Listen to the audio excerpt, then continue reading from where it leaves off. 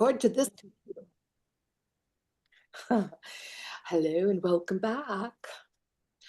Welcome to part two of the exclusive publishing workshop with me, your host, Kisma. Okay, so nice to see you both. And for those of you watching this, thank you for tuning in. And we got like yesterday, a lot to cover, but I'll try to keep it flowing pretty smoothly. I do cover topics and then I open up for Q&A periodically so that, all I ask is that maybe you hold your questions until I open for Q&A. And I usually like the Q&A to be what we've just been talking about, what I've just been talking about, and then I go on. And then at the end, of course, we'll have a big Q&A. So I just want to, yesterday I gave out some really sensitive information about me and my trials with using copyright material, permissions, getting permissions, and how important that really is. And so if you are a writer, I'm going to just start off right again by saying, if you are a writer who loves to quote or loves to bring in excerpts, really listen to part one. It dropped down to about 3/4 of the way through it, because that's a real important topic. Really important topic, because the bottom line is there is no word count for fair use. You can publish just one sentence and an author, a publisher, can come after you for copyright infringement. So really listen to that, because we have to protect ourselves as writers, especially independent writers, in making sure we secure permissions with publishers. Okay. And and then also, even if you are submitting or your manuscript is accepted by a traditional house, they will still expect you to get permission from the publisher of any book you reference, even a quote. So save yourself a potential lawsuit and bankruptcy, and really listen to that and really own it as your own, and a very important, probably the most important part of becoming a published author. Okay. The only thing I didn't cover yesterday when we were looking at copyright and permissions was the ISBN number and the Library of Congress. So I want to go ahead and start with that, because that actually completes yesterday's talk. I didn't get that far behind, so I'm really surprised. But just again, so you know, really take the time to even rewatch it a couple of times to make sure you understand it. And if you don't understand it, you can always message me. You can always DM me in the community and ask me, and I'm more than happy to talk to you about it, because it is a personal experience. I learned the hard way in an innocent way. So I'm saving you potential problems. And never, we know, right? We know never to hold the thought, it will never happen to me, right? It will never happen to me. And the way we know that is because we're a female. I'll never get pregnant. It'll never happen to me. And then you end up pregnant. No, it's true though, right? So we learn the hardest way by having that innocent, it'll never happen to me. So professionally, don't hold that. It'll never happen to me. Protect yourself. Okay. What am I talking about? Oh yeah, a Library of Congress. Library of Congress. Let's go into. Let me go into, because they have changed a little, but I'm going to go into it. So I think this is my third book that Llewellyn published. And Library of Congress, you probably know it, and your ISBN you probably know it. Um, is always going to be on the credit page, right? Before the book even starts, right? So this is what they used to look like, the credit page, and then they can get really complicated. But let me make myself, I'm going to spotlight myself so it's easier for you to see. Okay. All right. It's this page. See that? That page right there with the credit, it gives the copyright that shows who the copyright holder is, which it's actually always the author has the copyright, and you'll have that little copyright symbol by your name, but and it'll always give the what the edition number is. But if you go up here, right, Sister Moon Lodge copyright, and that little circled C, and then it gives the year, and then usually tells who holds the copyright. So if you're self-publishing, you want a credits page. So if you're not doing credit pages, you want to get those credit pages in there, and put the copyright in there. You put your own copyright in there. And we'll talk about just a tiny bit more, but I want to go over this. This right here is the Library of Congress. If you don't file with the Library of Congress, then you don't get to put this in here. And they supply you with what to put in your book, which becomes really legalese, but you want that even if you're self-publishing. It used to be like a $75 fee, and you just go to the libraryofcongress.org website, or just Google search Library of Congress, and it brings it up and it shows you the form. It shows you how to file for it. And it's the same thing, the ISBN number, that shows that you have officially filed it. It's a legal book, you own it, and nobody can take it from you. Okay, so I'm going to come back to you. I'm going to come back. And yesterday we talked about the importance of safeguarding yourself and with copyright. So I'm going to ask because Susie, I know you shared yesterday your publication experience, and so Asha, are you published? Are you wanting to seek a traditional publisher or self-published? Do you know? I'm working or collaborating with some partners and they want to self-publish.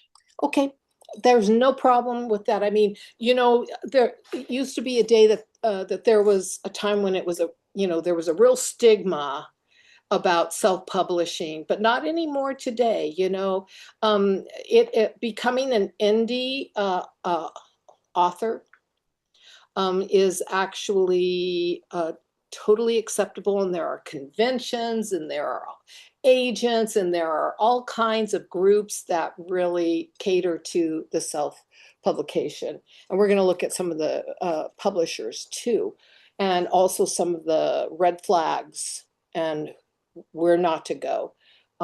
But you're still gonna, do you both know about the credit page, having a credit page in your manuscript? Would you just cover it or something different? Yeah, it's what I just covered. So this is the way it looks in a traditional publisher, right? And Hmm. then here's one of my books that I self-published. Let me grab.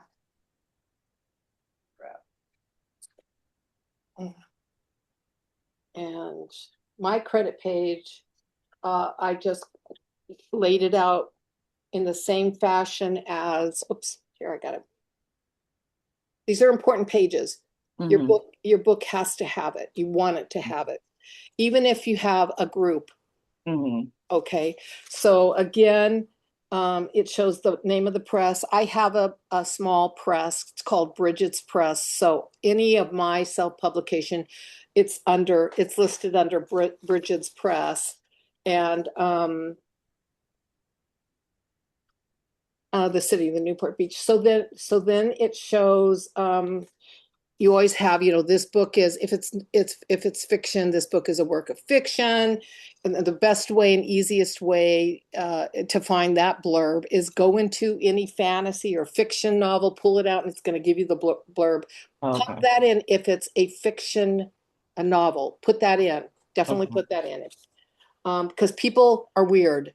And Mhm. somebody might read it and go, wait, that's my life. Wait, that's me. And they'll come after you legally. There's some weird people Mhm. out there. Okay.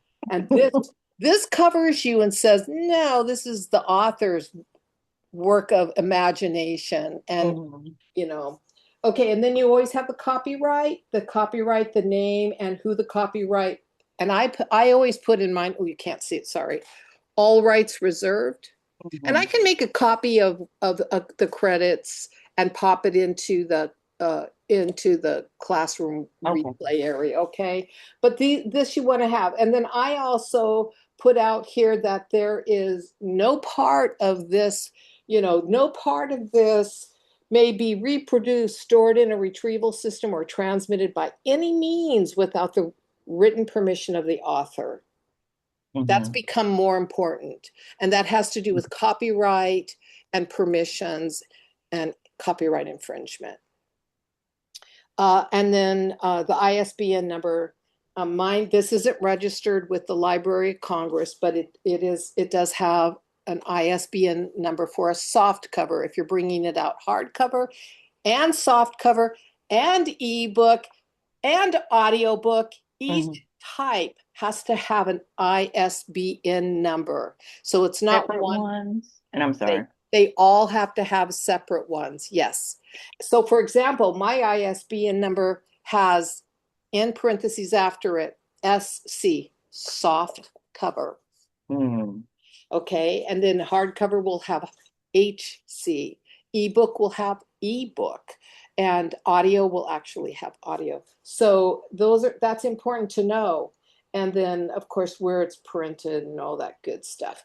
I'll make a copy and pop it in there for you both for all of you to have, because that's probably the one page of the manuscript that I didn't cover yesterday because we didn't get to it yet. Um, that's going to be important for you you have to create that. If you are going with a traditional publisher, they create it. But if you're self-publishing, you must create it. And that's what makes your book. It sets it off as, oh, this author knows what they're doing. They're professional. Okay, just so you know. Okay, so that's the ISBN number. Uh, and oh, I'm sorry, I have a tag bothering me. You know how you get a weird tag? Okay, so let's take a look at today, what we're covering today, because that finishes up our topic from yesterday. So today we're kind of navigating the publishing landscape. Traditional publisher, indie publisher, is one better than the other? How hard is it to, how hard is it? Because both of them have their pros and cons. All right, so we're gonna look at real world pathways for both of them, because here's the ticket. Publishing is not magical. It's just strategic. So you have to choose your path and then dive into it. So it's kind of like setting the tone, truth and clarity, and really becoming empowered by your choice and owning it. Um, if you self-publish, you can still seek a traditional publisher. Did you know that? So you want that book out there so bad in the world, I'm gonna self-publish, but I'm gonna keep looking for my publisher. Okay. Um, the truth about traditional publishing, the pros and the cons about traditional publishing. Okay, let me look at my notes here. I want to make sure I cover everything. We're going to look at the credibility. We're going to look at editing. We're going to look at distribution, and the one big factor. Traditional publishing, aside from mailing, postage, packaging, there's no upfront cost ever, ever. A traditional publisher doesn't ask you for one penny because they're going to pay you for how many copies get sold. and that's called royalty. And with a traditional publisher, that comes out twice a year, every 6 months at the fiscal year, usually at the fiscal year. Okay, so that's July, at the end of July, and you usually get it about 2 months later. And then that's the end of January, and you get it about 2 months later. That's a rhythm. You can bank on it, you know, and other than that, you don't have to pay for anything. So that's the biggest aspect of it. Because what people don't know is becoming a successful indie or self-published, you have to put out a lot of money. You have to do a lot of work. You have to become a marketing agent unless you hire a marketing agent, a, a publicist unless you do it all your own. You have to do everything. So here's the biggest factor at looking at. Uh, do I want to become a business person as a self-published author, or do I want to be an author and write? Do I want to be a writer and write? And we're going to look at that a little more in depthly after we finish looking at traditional publishers. I'm not selling one or the other. I'm both. I actually am three different types of publishers. So I'll share my experience and knowledge with both of them. I started off as an author with a traditional publishing house too. I have two publishing houses that I've worked with. Um, and the thing about them was, like I said, no cost. I've never given them a penny. Never. And the problem is with a traditional publishing house, you step into, um, well, first of all, you step into a category where everybody goes, you're published by, and because it's a traditional house, they think you're somebody important and special. And I got news for you. The days of being a published author with a traditional publishing house, it's not glamorous unless you're their formula writer. And we talked about formula writers yesterday. If you're a formula writer for them, you're kind of on their payroll. They give you advances because you've already got experience with them, and they know you're going to make X amount of dollar just for a new title coming out because your readership is so large. You're a number one Times bestseller. You're on the Times list for 10 weeks because why? Because they promote you and get you there and keep you there, because they're invested in you, because you're one of their formula writers. And traditional publishing house, that might happen only to a handful of authors in each genre. The rest are like us. Little peanuts, little small peanuts. Although I will be honest, I was Llewellyn's golden girl. I was their best seller, and it was a heady ride. I was flown all over the United States. I was a keynote speaker at book conventions. I had uh, conventions, convocations and stuff, that I was like the person. So it was a real, all my expenses were paid, 10 week, 4 week, even just a weekend book signing tours. It was really heady. It was beautiful. I wouldn't trade it in for the life of me. It was it felt glamorous to be a bestseller with an publishing house. It was very glamorous. You felt honored and you felt important, and you could go into restaurants sometimes, or in grocery stores even, and people would go, especially if you were doing a credit card or writing a check back in those days. Wait, you're the author? Are you did you write? And to have people come up to your table and in restaurants. It was really spectacular. Um, but it's as easy to lose that as, but which you'll hear when you listen to day one. All I'm right. glad you had that experience, though. That sounds amazing.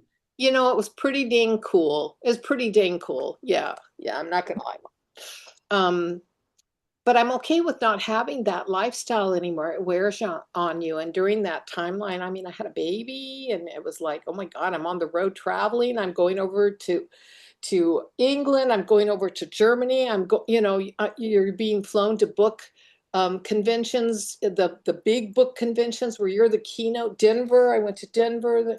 I went to New York. I went to Chicago. I was in their booth. I was a speaker. And you're gone. You're gone for the whole convention, not just a day, because you're flying such distances. London was really fantastic. I have to be honest in saying that. I enjoyed that. Okay, so yeah, it's cool if that can happen. Okay, they handle everything, and you sign the contract with them, and then you're basically giving everything to them, and you're stepping out. And I'll tell you what, that's the negative right there. Your title, if they want to change it because they think there's a trendier title or a better selling title, well, they change it. They don't even ask you. They have the right. You're signing the contract. They have the right. If they come back and they say, hey, you've got an 800-page book, we want to break it into 2 books. My page count wasn't that big, but they took one of my books and they broke it into 2 books. All right, okay, why not, right? Um, so that's something to consider. They're gonna change things.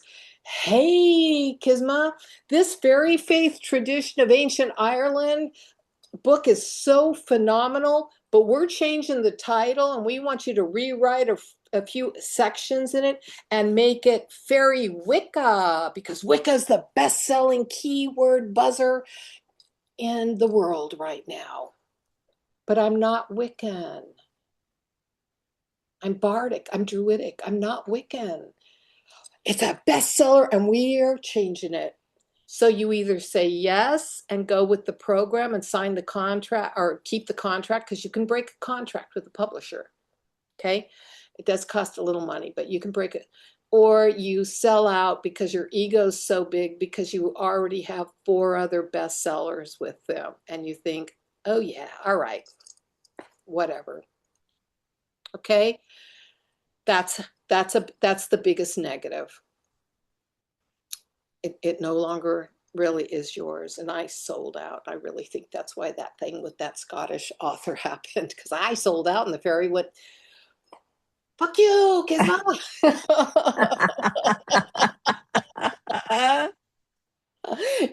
You know what I mean? So a couple of things there to really, really think about, and know that you have to really consider your choices wisely when you go to a traditional publisher, especially if they're a large publisher. If they're a smaller publisher, you can maybe talk and negotiate a little bit more with them.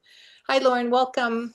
Fine, But thank that's something you really, really have to think about. So I'm going to tell you the top the top self-publishing. Okay, so that's really,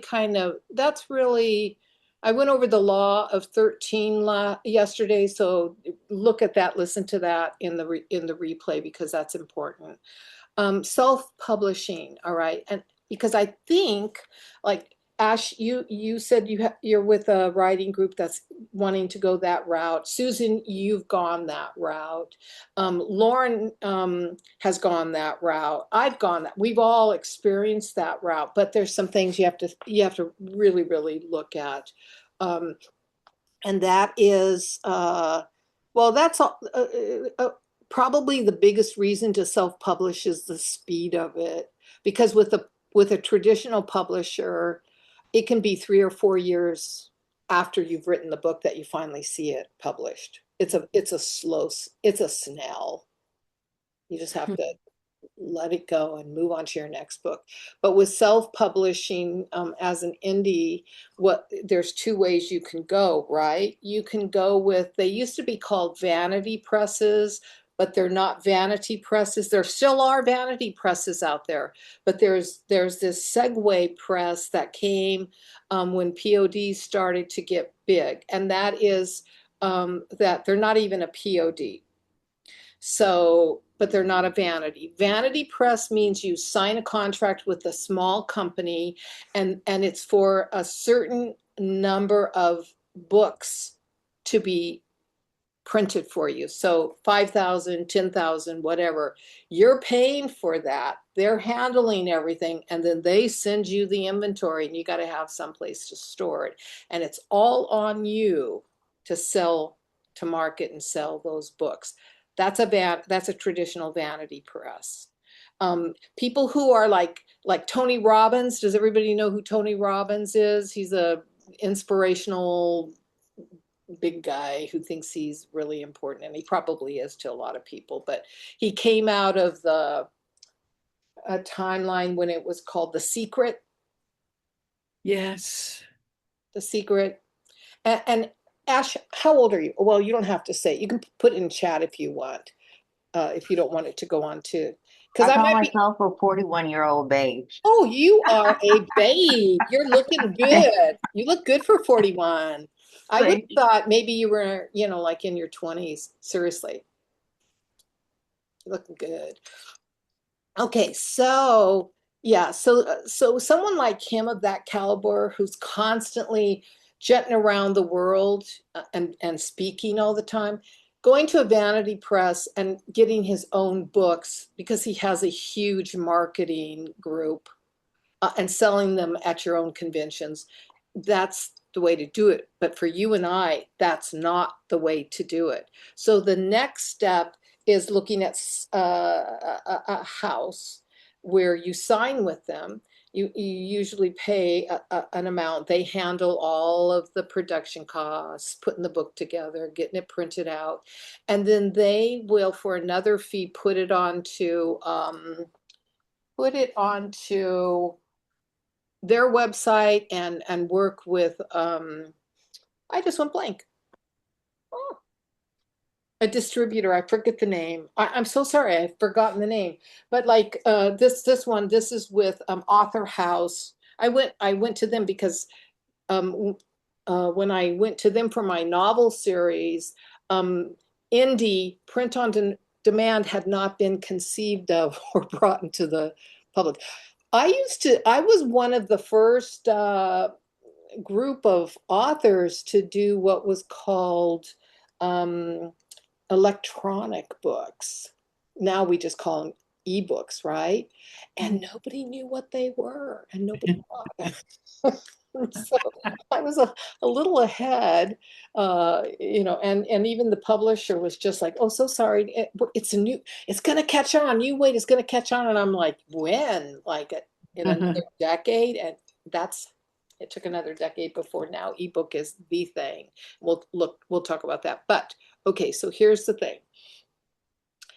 Uh, we need to be very leery about this type of publisher. This is Author House First Books, was another one of them. There's one out there called Ex Libris.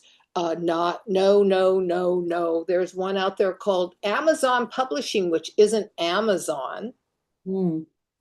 Has nothing to do with KDP, but they've taken the name Amazon Publishing. They are very dangerous. These are scammers. They're actually scammers, and you'll know they're a scammer because even if you contact them, their pitch will be, "It'll only cost you $1,500." Mm. That's their going rate, all the scammers. And then they'll be willing to drop down to maybe 1,000. And if you're like, I don't know, well, we can come down as low as 7. They start negotiating with you. And that is a run, Forest run Mm. scenario. And any of those kinds of publishers who contact you, and there are a lot of them, they came out of COVID lockdown days. Okay. They'll call you. They will hound you. They'll call you. they'll email you, and it's always the same, especially after you get a book published. Oh, your book has come to our attention. We must carry your book. We want to publish it. We want to assume it and take over the publication of it because it has come to our attention and it's a spec. And at all the conventions, it's getting critical acclaim. And I'm like, I can't tell you how many of these I've gone through. Well, what's the name of the book?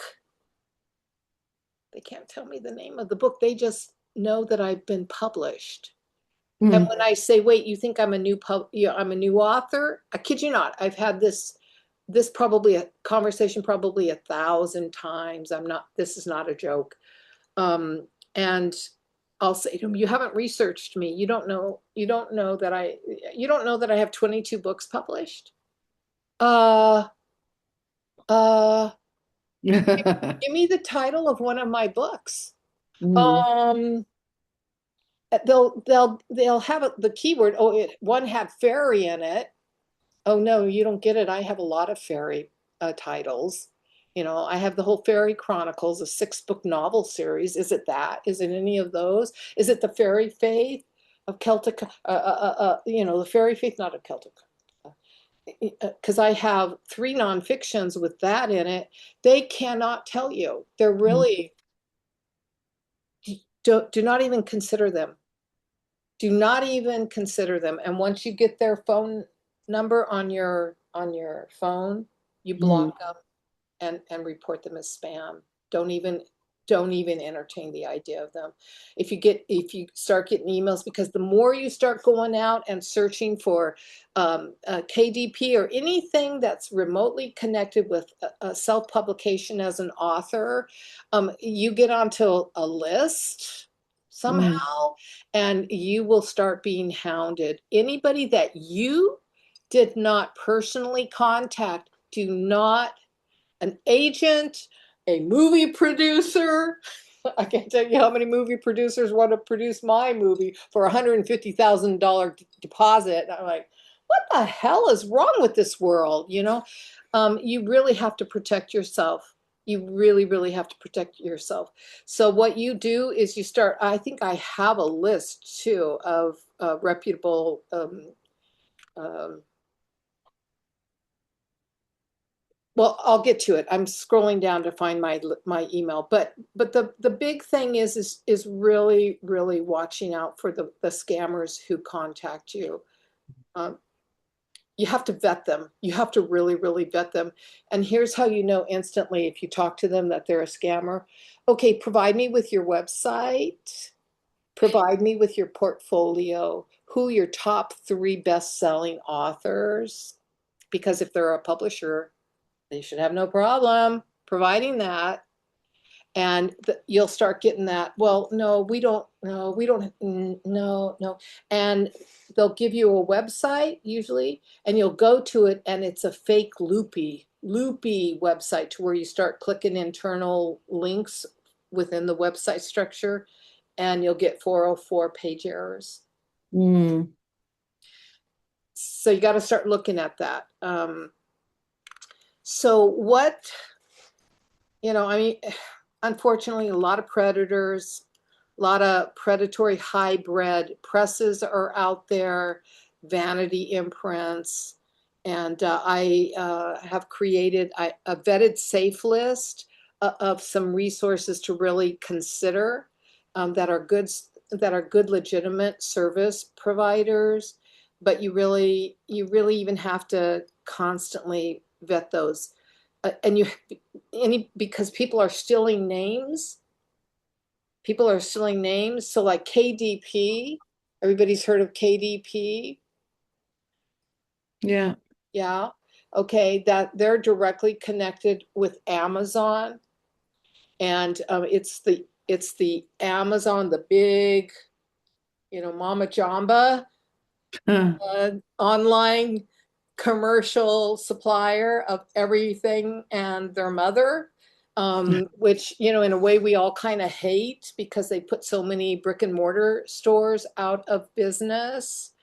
But they do have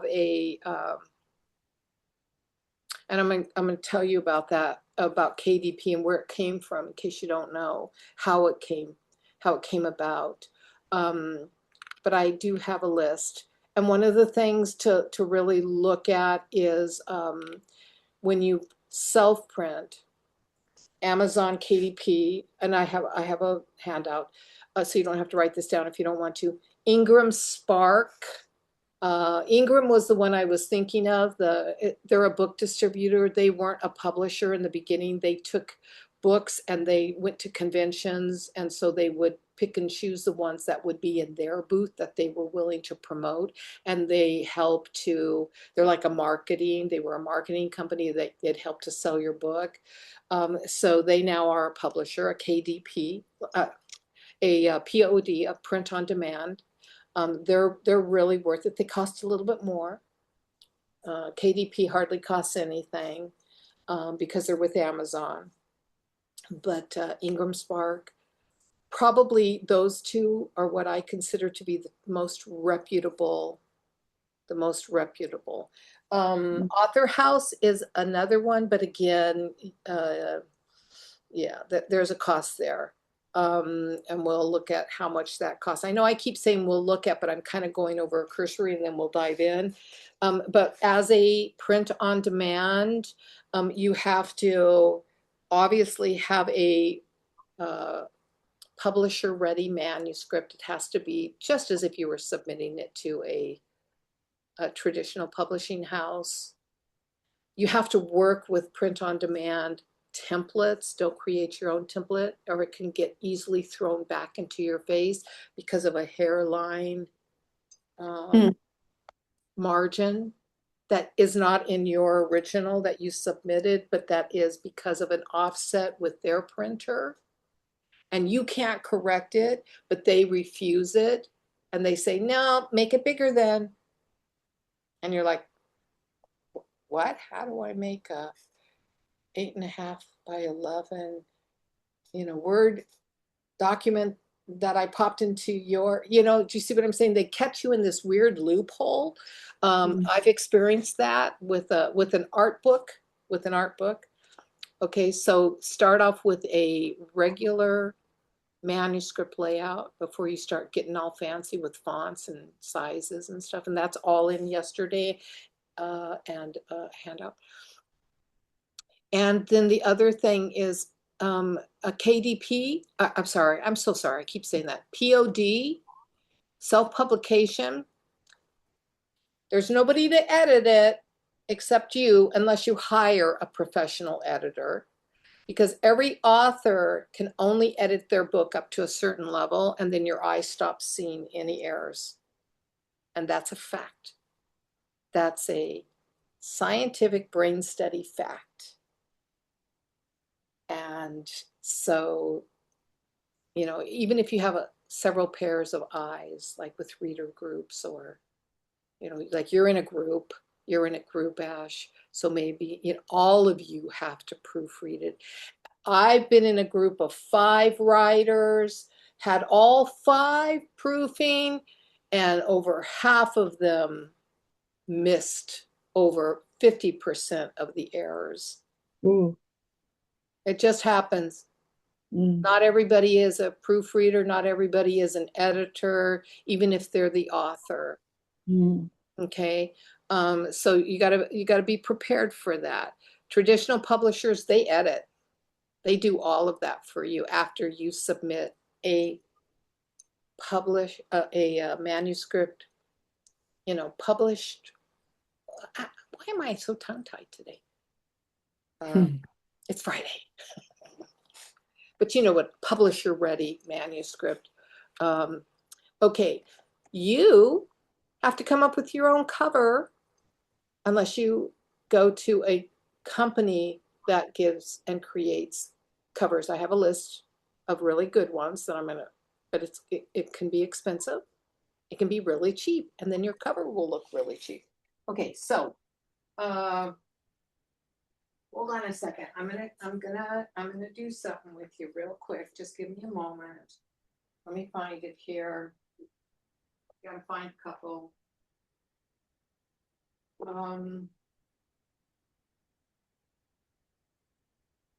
Okay. Okay.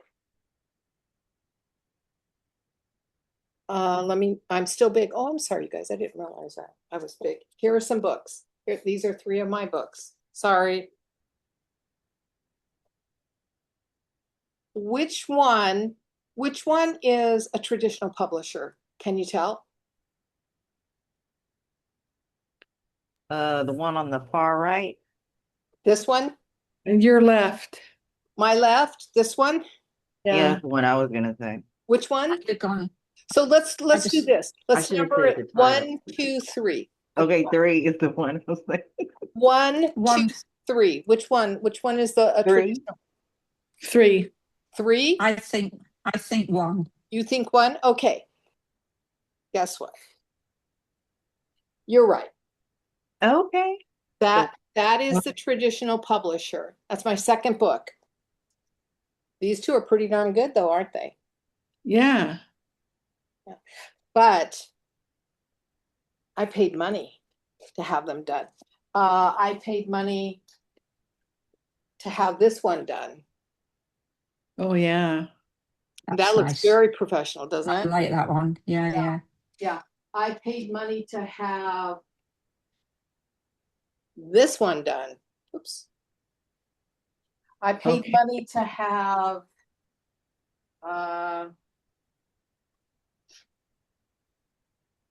oops. I paid money to have this one done, Okay. but that's my painting. I paid money to have this one done. No, I didn't. It's mine. That's pretty. But you see, you start to get, you have to, some of them can be really, really bad. Oh, this one. Did I do this one? No. No. That's a traditional publisher. Did I do this one? Yes. Lunch. Traditional publisher. Oh, really? Oh, wow. That Mm. actually, for And this one? traditional, that one looks really good. Yeah, This I'm gonna be one, honest, it's I hard to paid- tell at this point. Yeah, no, that's the thing. You can't, if you work hard with your cover, you can really, really come up with a good, especially if you are artistic. You know what I'm saying? Mm. I have friends who are photographers. This was a friend. She did the photography of it, and she also laid out everything. You know, she did it all. Really, really beautiful. I did this cover. I did this cover. This one I really loved doing because I bought this. This cover cost me, I think it was $200 to buy the cover. Mm. And that means the illustration. And then I took it into, they gave me the blank, the blank, and then I took it into KDP and filled in the rest.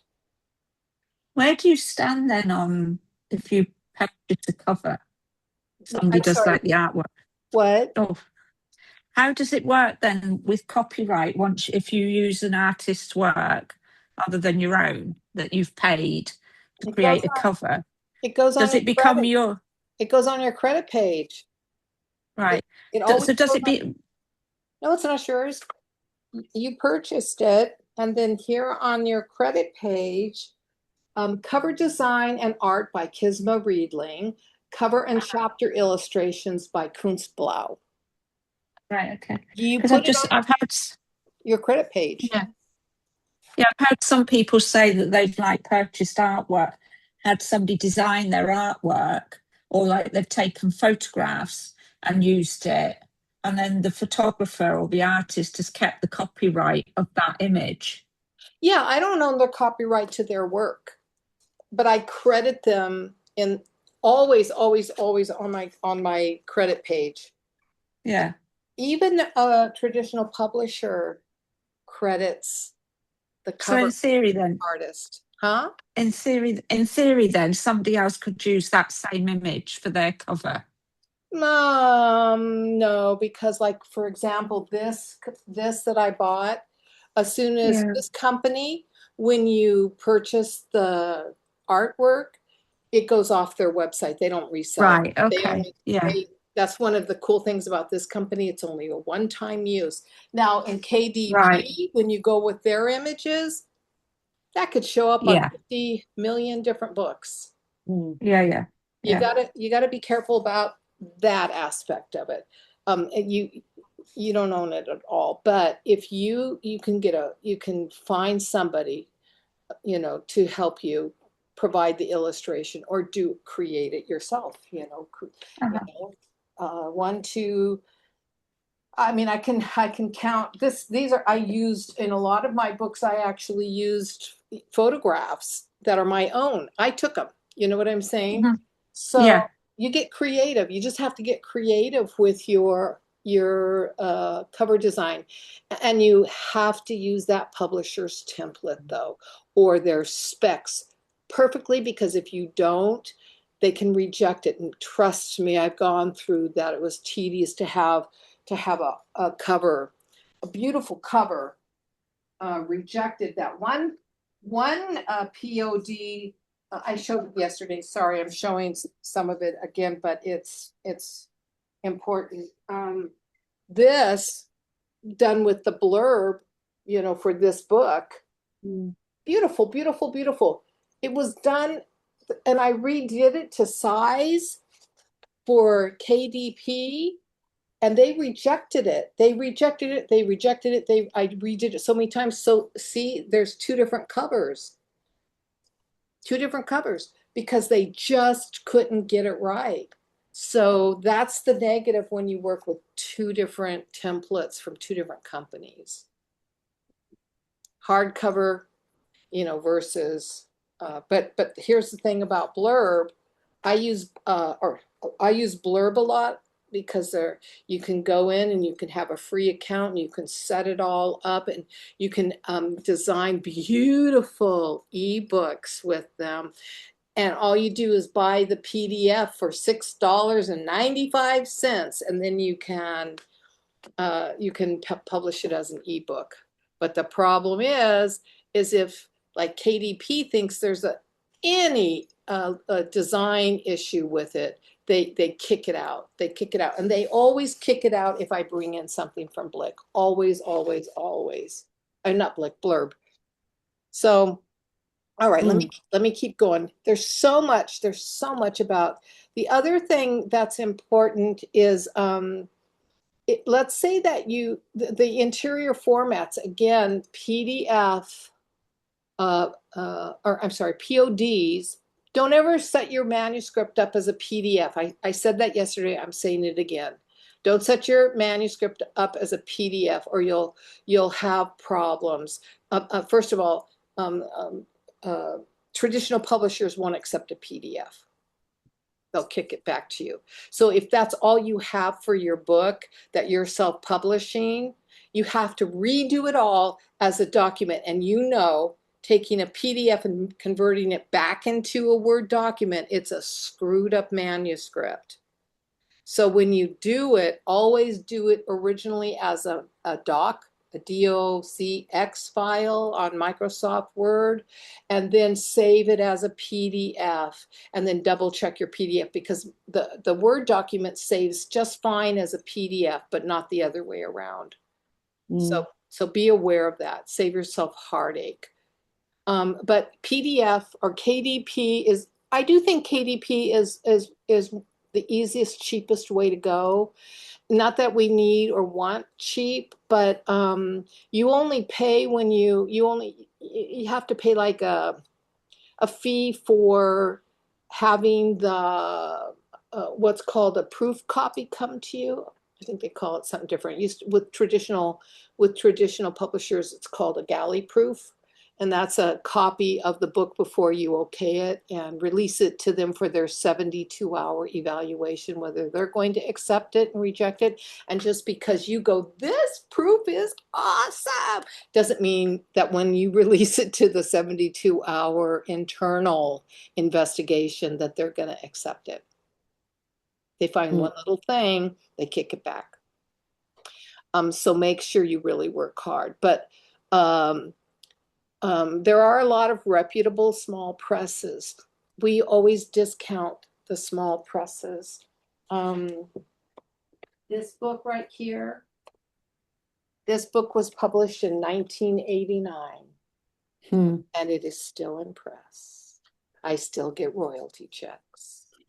And they are a tiny, tiny press. They're called Whitford Press, and they're with a bigger company called Shifford. And Shifford has all these little presses that are specialized areas, and they're gentle. You know, I mean, I still have my first book is still in print. What the hell? Isn't that awesome? Yeah. Because with a traditional publisher, it will go out of print if it doesn't maintain a certain number of prints. Your self publication, do you know it's only good for about 90 days, 3 months, like on Amazon, before it falls so low that they don't even consider it important anymore. It's still there. People can still find it if you got a link to it, but it stops getting referrals. However, for $150 a month, it can be placed in a prominent place for as long as you pay that $150. And if within 2 weeks you haven't received the attention and sales on Amazon, um, you will never after that point get considered as one of their best sellers. So your marketing strategy for releasing on Amazon has to be really there. Has to be really there. Mm. And so that means you have to have all kinds of marketing. You have to do promotion for yourself. That's the other thing. You have to have a website before you bring out that book. You know, you need to have an Instagram for that book. You need to have a Twitter for that book. You need to have all the free WordPress websites out there from all the different companies directing to your main website. That's part of the promotion of it, you know. And if you decide, especially if you decide to publish yourself and then go after a traditional publisher, they will expect high numbers in that first 2 weeks. How many did you sell in that first week? How long has the book been in print? How many issues, how many have you sold of it? The longer it's in print and the less you've sold, they're like, they pass. So there's a lot of strategy that has to happen. If you have your own book published and it's out there, but you want to seek out a traditional publisher, be prepared to market it with a different name to a traditional publisher. Don't say you already have it out there in the market. So get an entirely new ISB number for the same content, but with a different cover with a different title. Well, when you send it to a traditional, you're just sending manuscripts. But that's the ticket. That's the key to become a bestseller. Llewellyn knew I was a bestseller when my book went launched, and the first day 14,000 copies of it sold. That for them was and that wasn't even at a convention. That was just in the market. And so those sales are not individuals with a traditional publisher. Those are bookstores. Because that's all traditional publishers care about. Book sales to bookstores, not to individuals. So for us, it's individual books, because marketing and soliciting bookstores is an entirely different beast.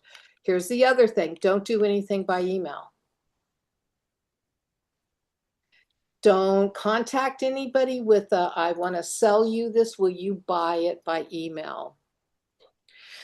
Whether it's a bookstore, a marketing chain, an agent, a distributor, because there are so many people sending emails to them. They don't have the staff to vet all those emails coming in, and those emails just get deleted. They, maybe they go through the first 20 emails they get, or the first, whatever number. I only know this from someone who was a staff in a large publishing house, Random House. Everybody knows Random House. And she was an assistant to one of the main editors who received books for that genre that the filled. And she was like, oh, the emails come in. And when I get there in the morning and I open up my email, because it goes into the editors, she says there are an impossible number. You can't even conceive of it. I mean, sometimes I've had 500 emails waiting for me. I've had as much as 1,000 emails. No human being can go through 1,000 emails a day, 500 emails a day. So you know what her directive is? Her work directive is? Go through the first 25, the rest delete. Any from the first 25, if any is remotely, tag it for me and send it to this. She sends it to another box. And she said half of the time he doesn't even look at those. And she has to go in and clean it, delete them all. They want hard copies. They want hard copies just so they can move them around into piles on their desk. And maybe if your first sentence grabs them enough to have them read that page and turn it for 3 pages, they'll put it into the stack over here that then maybe that night they'll take home and read. Or maybe you show up at the publisher's and you walk in and you pitch it to them, because they have to pitch it. Editors have to pitch it. So it's a whole chain reaction. And so we can't ever fool ourselves into thinking that we're the only author out there trying to get published. It is hard. And yesterday I shared that, how many years ago? Only 4% of all submitted manuscripts get accepted for publication. And today it's only 2%. That's why self-publication has developed. But I am a firm believer, unless you got money bags, somebody who's willing to promote it and market it and act as an agent, get you into, seriously, Walmart and Target and any brick and mortar shop that's still standing, because that's the biggest seller of books still, and then get you on Amazon, but get you placed and get you in the top, get you as a bestseller that day, in the first day you go live, which requires a lot of internet marketing, right? Buy this now, you can't live without it. FOMO, FOMO, FOMO, you gotta get it today,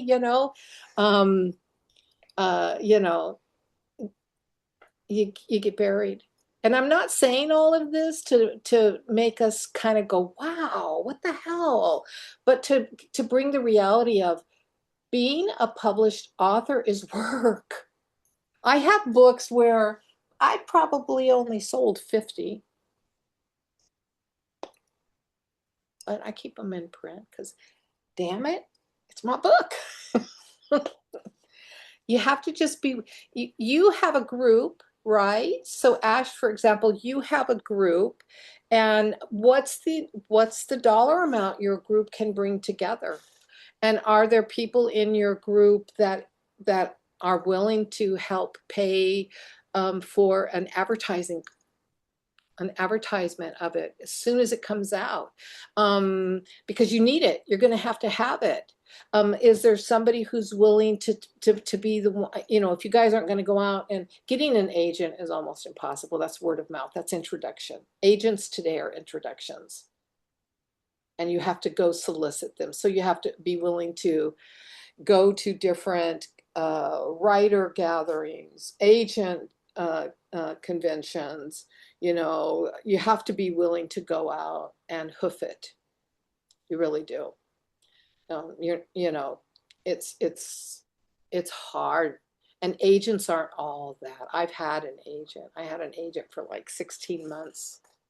And I was like, God, I'm doing all this work for you and you're not getting me anything. You're just giving me copies of declines, you know, like tattered old copies. And I'm like, are these even real? You know, but you're paying a fee. You pay your agent a fee, whether they get you anything or not. That's an expense. It's a business. It's a big business. It's like the music industry, you know. People can do it. They can do it, but you have to be willing and you need a good crew around you. It's hard as a single person. But if you don't really, if you're not, if you're not a writer who is doing it for big business, but because you are a soul writer, because it's in your heart and soul, you were born to write, it's in your stars, you know, then you're writing books and publishing them and putting them out there because it fulfills you. It fulfills you. You know, if you write a book because you've got a following, yeah, Susie, exactly. You know, if you are writing to become that best-selling author, it can happen. It can happen. Why can't it? It's happened to other people. It can happen to us. Sometimes it's alignment, being at the right place at the right time, meeting the right person at the right time, because it is a networking. It is a networking, and the willingness to put yourself in those places. Like, remember they always used to say to become a movie star, you had to go hang out on Sunset and Vine for the big producers to drive past or the directors to drive past. And unfortunately, that's true for writers. I feel every single person who hears the calling to write a book should write a book. And I really believe to publish it. Why not? But to do it with grandiose ideals that you're going to become a bestseller might be misleading yourself, but you can do it. You have to be willing to do it. You have to be willing. So I have here, first of all, I have here some documents that I'm going to post to you right now. These are important because they are lists. So this first one I'm giving you is how to respond when you hear those scammers contacting you, because the more you make contact with stuff on the internet, all of a sudden, if they haven't already, and I'm not so sure about you, Susie, in the UK, but here in America, get ready. They'll start coming in. They get the information. That one's going to help you with it. Ebooks and audiobooks, that's a metadata concept, right? We're in the age of metadata, metadata, and those are what's called invisible information. Remember yesterday I said, what does an invisible manuscript mean? Right? It was on the list that I read. Well, it is the ebooks, that's invisible manuscripts, because it's internet, and audiobooks, that's an invisible manuscript. And most traditional publishers just aren't interested in those. If that's part of their avenue, they'll do that. So metadata also ties into every aspect of your book, your description, your book blurb, your ISBN, your publisher name, all of that. All that's, but the categories as a self-publisher, that's the key to marketing your book. If you don't have the right titles or genres and the diagram of the right, then you really can screw yourself. So part of it is knowing what your primary genre is. Primary genre is this: fiction, nonfiction, poetry, novelty, photography. You know, it's a solid genre. It's a library codex. You know, it's what the primary, every book is classified under these areas. And then it's the novelty manuscripts. All the novelty books are journals, calendars, um, uh, cute books, cartoon books, coloring books. Those are all unique. Those are not, they don't fit into the library catalog. So those become harder to identify in the system. So let me give you a couple of other things that we're not really going to talk about, but that I prepared for you. One is how to format. It's a formatting checklist for ebooks. There are some people who make, you know, who only do ebooks. I wouldn't, but there are some people who, Kisma, I don't know why, but that one you've just put in for the hybrid, for me, it keeps opening up the US copyright oh, it does. office one. Yeah, I don't know if anybody else has tried The opening it yet. hybrid checklist. Yeah, it comes up as the US copyright Check, office check one. the one I just popped in, the formatting checklist for ebooks. That's the one you're talking about? No, no, the one for the Oh. hybrid press lies. Maybe I When I did. click on it, Okay, let me try this again. Let me try this one again. How yeah, the about that? formatting one's fine. How about that one? The hybrid press. Let's try that one then. Does that one work? No, That's the no, it's coming copyright. up as the Okay, US. I'll have to go in and I copied the wrong one then, and I'll get that for you. Oh. Wait, Okay, what's it called cool. again? What's it called? I have it right here. Form the It says how to respond when you hear hybrid press lies, but it comes up as the US copyright. oh gosh, I don't even have the, okay. I'll get that for you guys. Okay. All right, but I want to go back to, I think really importantly is the categories, okay? So so fiction, I'm going to take fiction. Fiction is a genre. Genre. Then we go into the category. Is it fantasy? Is it romance? Is it a country? Is it historical? Now we're going into, you know, that. And then you go into a subcategory. Is it epic? Is it mythological? Is it feminist? Is it spiritual? Is it Christian? All of these categories become really, really important. And you have to be spot on with those. You have to identify who your reader is, what area of life they're coming from. So categories really just they're the genre first, and then all these sub classifications that come after. And for as many spots, oh, my nose is itching, sorry, for as many spots as you can, you want to put the classification. Sometimes, like I think KDP only allows maybe 2 or 3. Yeah, they give you the genre, the main one, and then up to 2 subs after that. You have to be really, really picky with it, you know. Fiction, romance, paranoia. Paranoia is right. I'm paranoid. No, paranoid. Paranormal. Thank you. I couldn't say that. Oh my gosh. So you see, it's like you have to pick the key.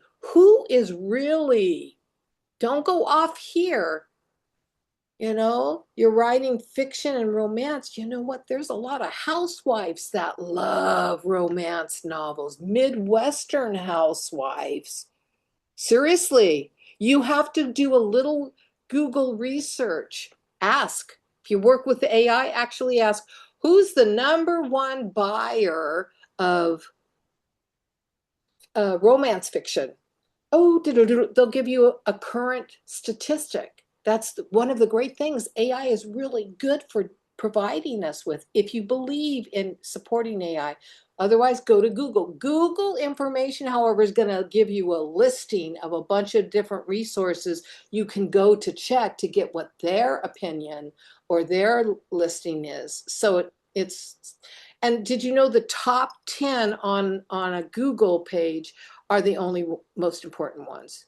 Just because it's number one doesn't mean it's the most important one, but to go and to research the top 10, anything after the top 10 is old news, because Google is a collection of data, whereas AI research is a current happening on the internet. So you have two different types of research factors, but take the time to see, to ask who's the number one buyer of your type of book.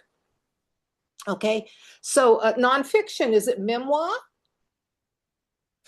Is it spiritual? Is it self-help? Is it spiritual growth? Is it personal growth? Is it for writers? Is it for artists? Do you see what I'm saying? It's like you have to, those subcategories are the identification of the buyers, not of what you think it is. Not of what you think it is.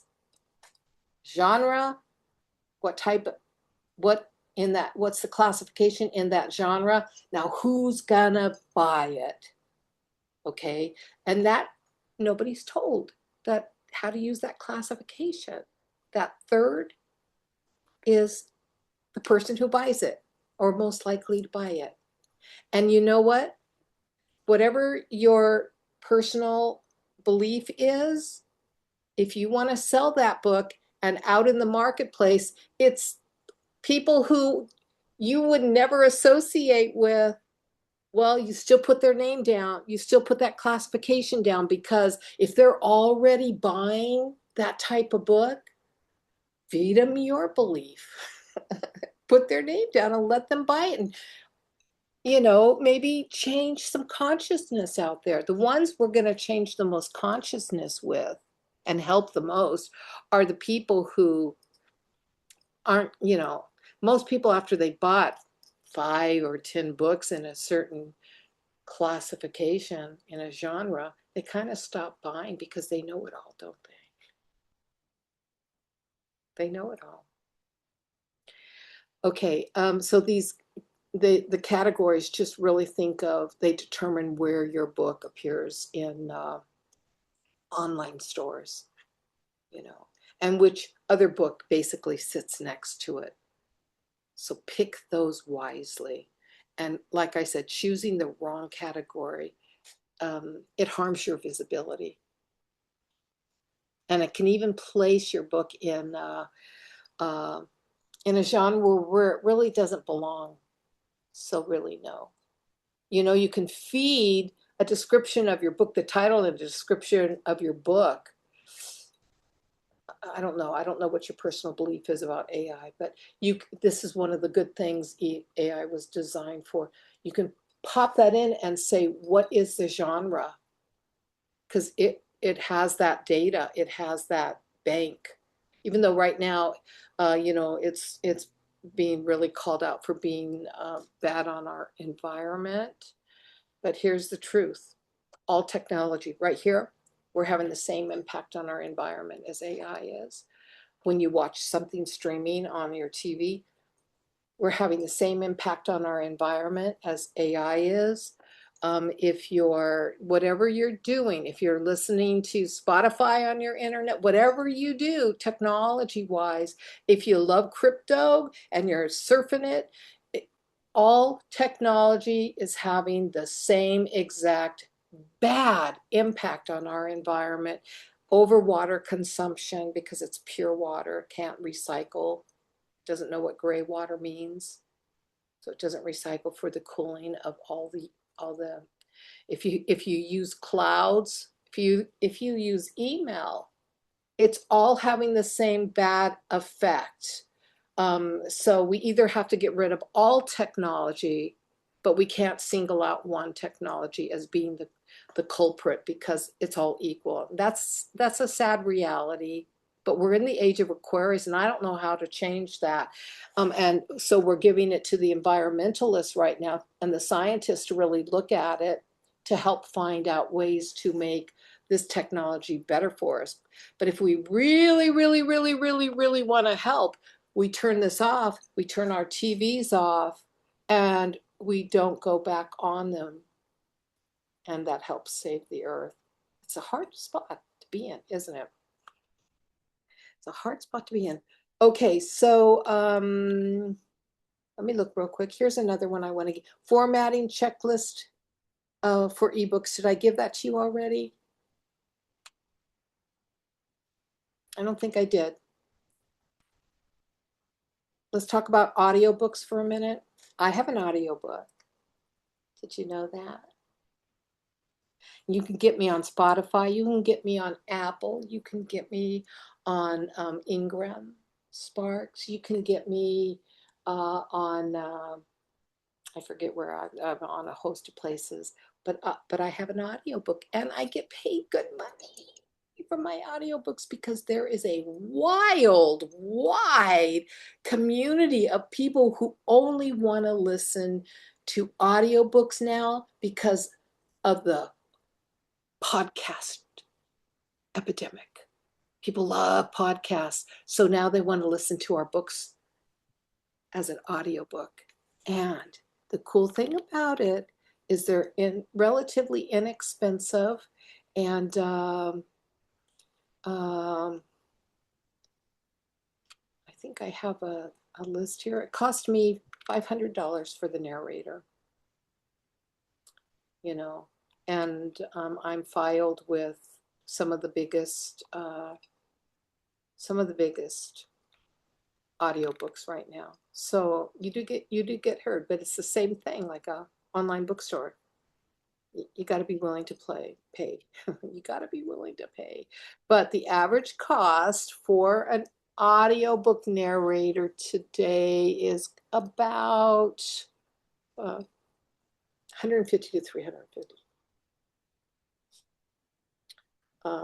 to set it up. But you can pay as much as like 2,000.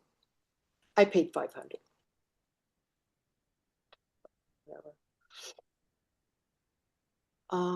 I have a friend who has narrated 19 audiobooks. And he gets paid good money. He gets paid $2,500 a narration because he's created such a name for himself in that industry. Go figure. I asked him, if I write a book about you, will you narrate it for free? All right, the last thing, because we're really winding down to our time, and feel free to start. I was going to talk all about marketing platforms, but you know, it's one of those things. There's so many places to look, but you have to be willing to look for a marketing company, you know. And really having a website, an active channel, an active website that is not, you know, that you're willing to drop that website URL everywhere, is the easiest. Having Facebook, having Instagram, having TikTok, all of, you know, Substack. If you're a writer, you might want to consider having a Substack because that's all for writers, you know. It's all about writers. A blog, of course, podcast, of course. I've been thinking about, you know, I had a blog, a podcast on YouTube. Think about this. Okay? Because they have podcasts. When I first had my podcast, this has been years ago. Surprise me again. And each week I narrated a chapter of my Fairy with Teeth novel. Before podcasts were really important and nobody listened, because I think I was there were 3 of us doing podcasts on YouTube. It was horrible. So that's a little bit of a curse of mine. I'm always before the times. and then I get to sit and watch it come out. But that's part of my stars. I'm an idea person, and I'm also really, really aligned with technology because of my moon in Aquarius. I go into astrology on this. And so I just poo and I say, this is going to be big. This is going to be big. Let's do it. Let's do it. Let's do it. And everybody's like, do what? What? And then, and then it becomes pretty big. So it's almost too late for podcasting. It's almost too late for ebooking. It's because it's saturated, but why not? Why not? Why not read your book on YouTube as a podcast? Just a chapter a week. That's all you need to do. Do you know blogs when what were they called? Video blogs, but there was a different name for it. Blog. Yes, when those first blog. yeah, when those first came out, a lot of writers were doing that. That's what it was. They were reading their books and they had subscriptions set up. So they'd read like the first 5 chapters, and then if you wanted to hear more, you had to subscribe. That's pretty smart, isn't it? Mm-hmm. Why not do stuff like that? But you have to have 1,000 subscribers, followers on your YouTube before you can monetize. That's a big one.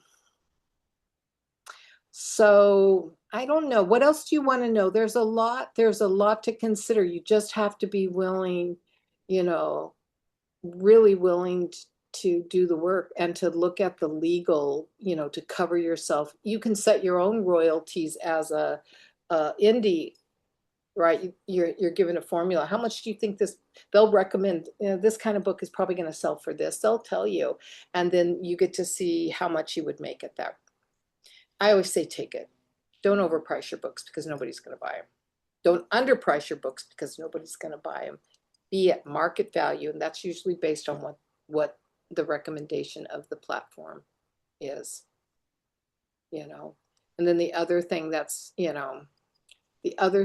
really important is knowing right off the bat that common or traditional royalty with a house, with a publisher, is 10% of the book, the list price that's printed on the front cover. They used to print, I wonder if they still do. Maybe they don't do that anymore. I don't know. They used to print the price on the front cover. That's called the list price. That's what you made. So if it was $9.95, you only made $1 off of that book of royalties. So that's something to consider also. What are your questions? What are some of your questions? Is the dollar on the book for traditional publishing? Just to make sure I'm getting that. Yes, Okay. traditional publishing, 10% of whatever the list price of the book sells for, what the retail price is. You get 10% of that. That's it. But as a self-published, you set your royalty amount, and usually it's around 40%, or at least when I look at the suggested price, and I look at the configuration of it, it's about 40% of the cost of the book. So that's decent. That's decent. But you got to market it to get one sold. Just because you release it to the public, doesn't mean anybody's gonna buy it. Oh, friends and family buy it. If you teach a class, your students are gonna buy it. After the course is over, nobody's gonna buy it. After the first season of gift giving has passed, family and friends aren't going to buy it anymore. So you can't rely on your immediate circle of people to buy it, unless your immediate circle is like 500 people. That's not a bad run, but then you got to encourage them. Buy it today. It's launching today. Buy it today, and then you get tagged as a bestseller, and then you are listed. Your position gets listed. You don't just casually go, "Oh, yeah, I'm in a book." You have to be very proactive as an author if you want to sell books. You have to be willing to tell everybody who will listen. Yeah, I mean, I have a book. Go buy it. It's on Amazon. Here's the title. That's all you need. Google it or look it up. Go to Amazon and type it in. You can't be timid because nobody's going to ever know that you've got a book or that, it's for sale if you don't tell them or market it. And that's a really frustrating factor with new authors, is because they think the world is going to know they have a book out. Yes, Ash. Okay, so I was thinking about what you were saying about the going online, because the person I'm collaborating with, they already have a YouTube following. It's almost 200K. They've Yes. been talking about their book. I mean, they're in the process of putting it all together and all that good stuff.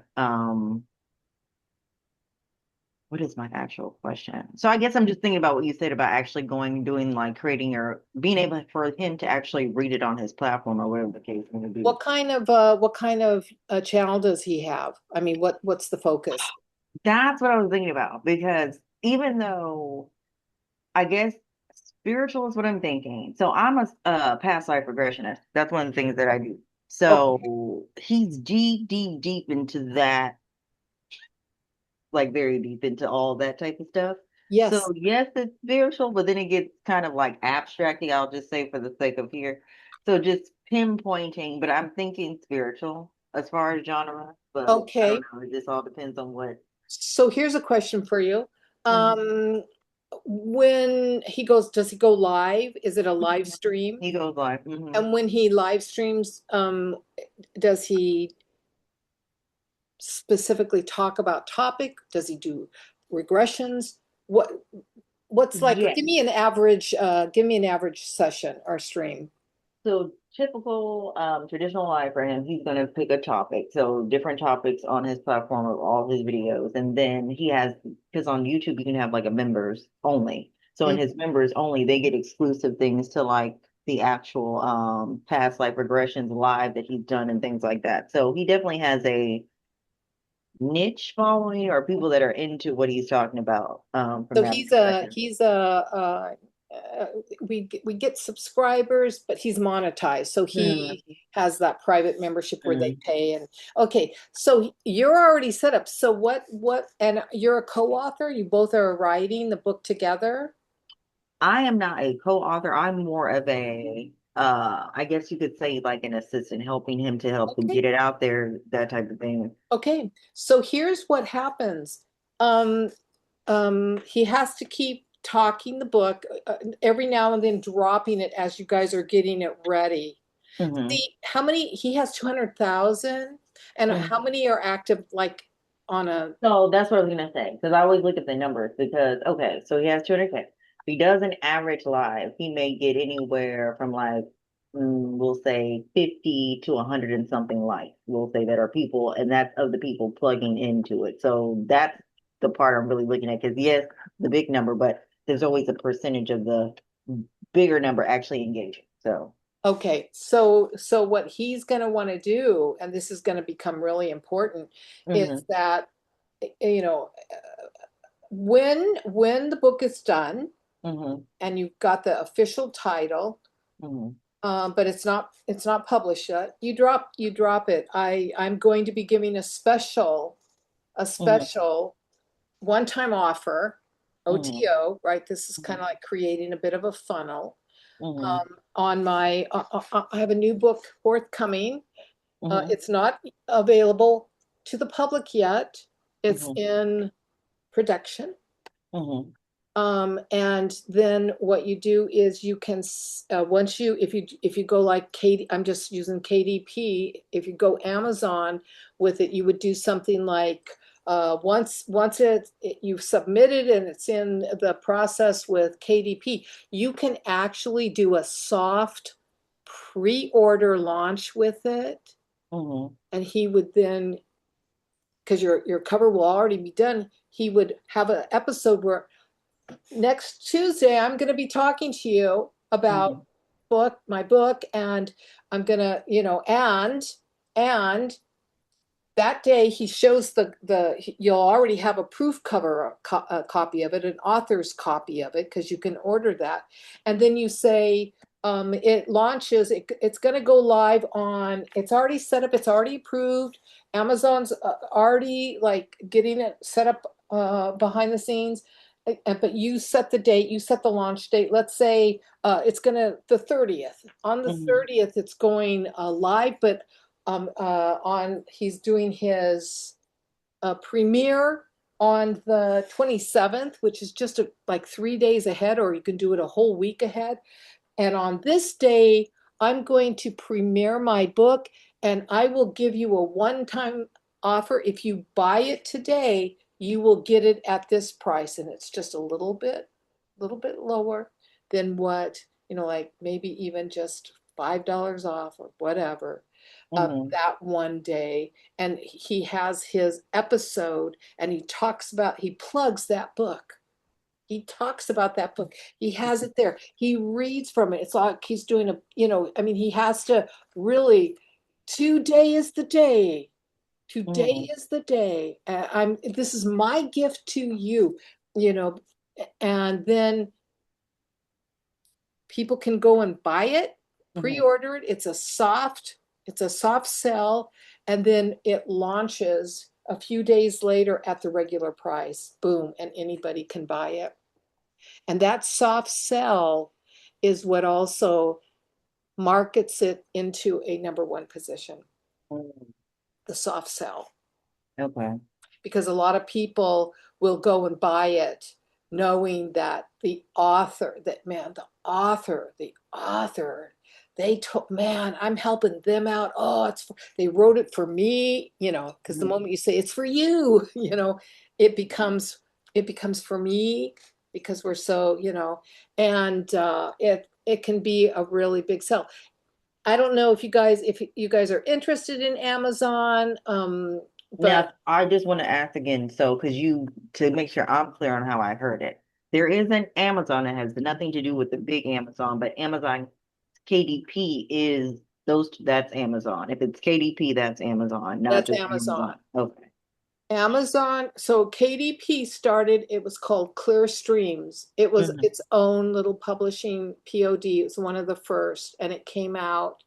And that's I won a prize. I won a contest prize and received a free contract with them, and it was pretty substantial. Especially, has anybody heard of NaNo, National a novel writing month? The month of November. It's been this way for a couple of decades now, with universities and also grade schools, even Hmm. kind of like middle school, high school, and college. And it started out that way, and it got so big. Clear Streams got so big because they had a link to where the book would be automatically released on Amazon, Mhm. that Amazon went, hey, we're going to buy you out. And that's how it became KDP. So No. it is part of Amazon, but it's a separate, it's like its own um, division, its own, but it's, yeah. So if you go KDP, Mhm. I'll look real quick. I'm going to go to the website, KDP. Um, let's see, login. I'll tell you, just go KDP Amazon, those two words together, and it's going to come up listed number one, Kindle Direct Publishing, because it's Okay. it's Kindle books too. And then just click it. And so when you publish KDP, the hardcover or the soft cover gets published on Amazon, and you can also say a Kindle version, and Kindle is on Amazon too now. It's off of that. Amazon's brilliant marketing, man. That guy.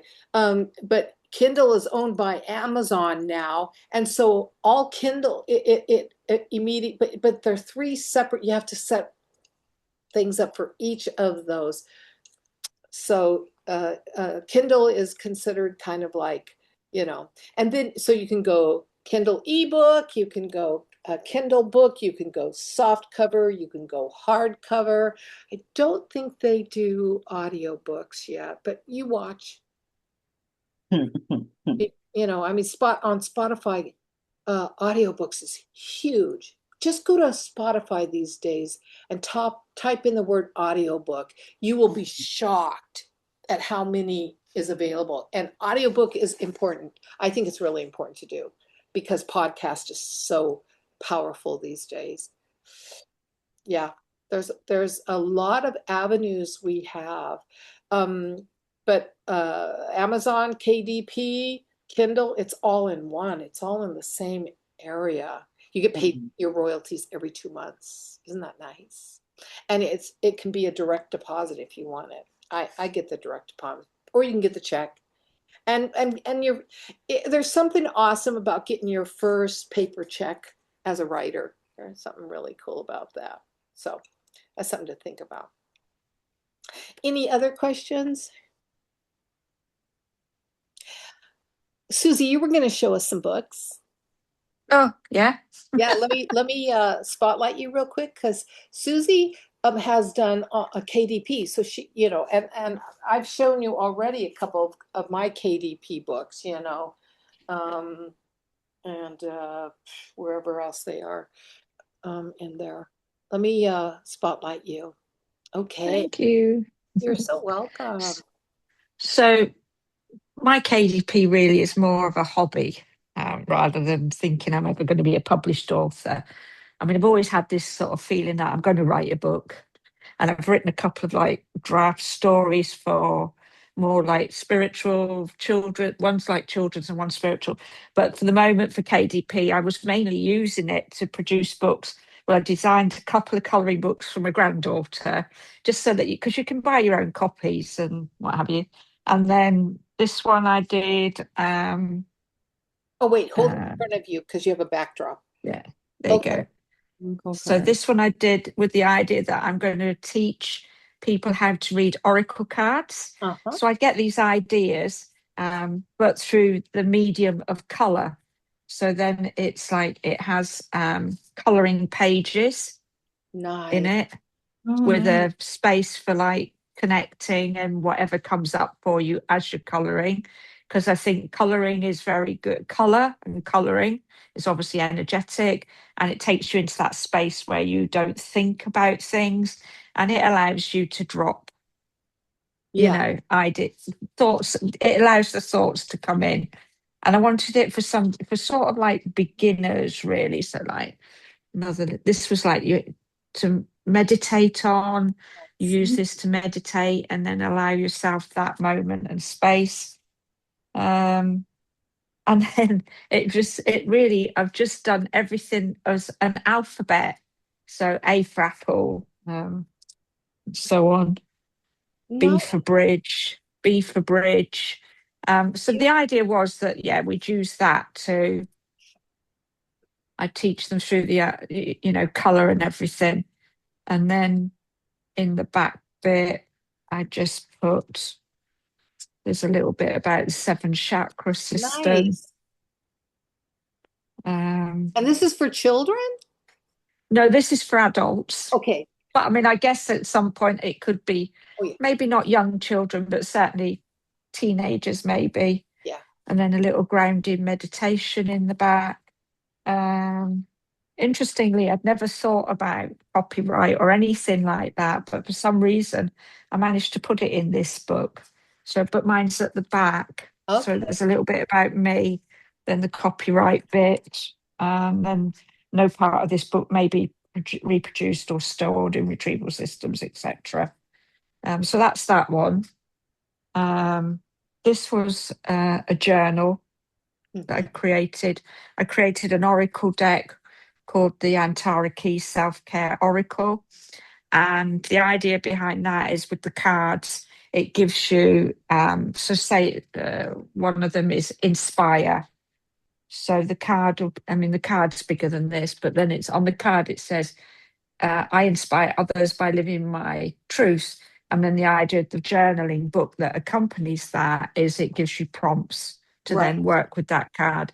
But on the deck as well, it gives you like a little actionable thing that you can do for the daily ritual as well. But these were sort of inspired through working with Katia, Mhm. doing the oracle cards. So my oracle decks, barring one, are all on deckable as digital card, digital format. I'd like to get them all printed, but I've only had one deck printed. This one's a planner. Oh, nice.